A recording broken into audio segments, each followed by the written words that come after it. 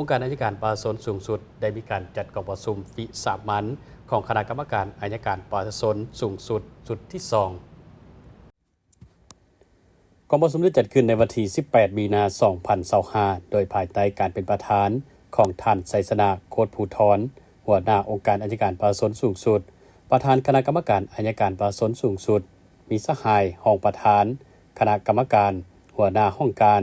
หัวหน้าบรรณาธิการหัวหน้าสถาบันคนครัวและฝึกอบรมอัยการ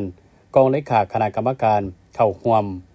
ในวาระดังกล่าวต่างหน้าคณะรับผิดชอบกฎหมายว่าด้วยพนักงานอัยการปราศนได้รายงานเกี่ยวกับการสร้างร่างกฎหมายว่าด้วยพนักงานอัยการปราศนโดยปฏิบัติตามแผนการสร้างและปรับปรุงกฎหมายของสภาแห่งชาติคณะนำองค์การอัยการปราศนสูงสุดได้ตกลงสร้างร่างกฎหมายว่าด้วยพนักงานอัยการปราศนเพื่อเสนอให้สภาแห่งชาติพิจารณาและรับรองในกองประชุมสมัยสามัญที่9ของสภาแห่งชาติสุดที่9ในเดือนมิถุนายน 2025ที่จะมาถึงนี้โดยได้แต่งตั้งคณะรับผิดชอบสร้างกฎหมายว่าด้วยพนักงานอัยการปราศนซึ่งประกอบด้วยคณะคนครัว20สหายและกองเลขา4สหายคณะรับผิดชอบได้จัดกองประชุมภายในคณะเพื่อปรึกษาหารือและสร้างกฎหมายร่วมกัน3ครั้งกองประชุมร่วมกับอาจารย์นักกฎหมายอาวุโส3ครั้งและทาบถาม20ครั้ง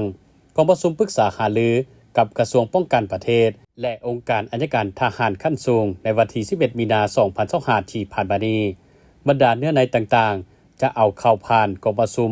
คณะกรรมการอัยการปราศนสูงสุดผ่านการค้นคว้าทาบถามคณะรับผิดชอบได้สร้างร่างกฎหมายว่าด้วยพนักงานอัยการปราศนซึ่งมี13ภาค10หมวด68มาตราผ่านการทาบถามเห็นว่าผู้แทนได้ให้ความสนใจบรรดามาตราของร่างกฎหมายแต่ปัญหาส่วนใหญ่แม่นเกี่ยวกับคำศัพท์ประโยชน์สิทธิและหน้าที่ของพนักงานอัยการปราศน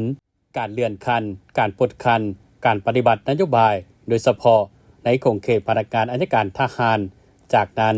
กองประชุมได้รับฟังการรายงานผลการทาบถามและปรับปรุงร่างรัฐบัญญัติว่าด้วยการให้อภัยโทษรับฟังการรายงานการสร้างตั้งองค์การอัยการปราศนประจำเมืองต้นเพิงและรับฟังการอบรมจากประธานกองประชุมตึมอีก